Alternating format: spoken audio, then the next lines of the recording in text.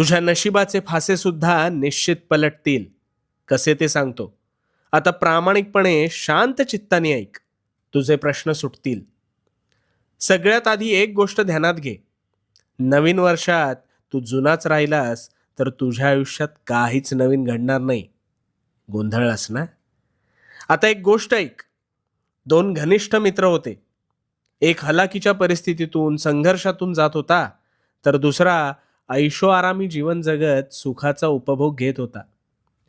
त्या गरीबाला नेहमी वाटायचं आपल्यावर देवाने काहीतरी अन्याय केलाय. पण हा श्रीमंत मात्र कधीही उठायचा, कधीही झोपायचा, आयते अरबट चरबट खायचा. काही वर्ष सरली. गरीब मेहनत करत होता, पण त्या मेहनतीला बळ आलं आणि त्याच्या घरी लक्ष्मी नांदू लागली. तर दुसरीकडे संपत्ती असून सुद्धा श्रीमंत मुलाला शारीरिक हालचाली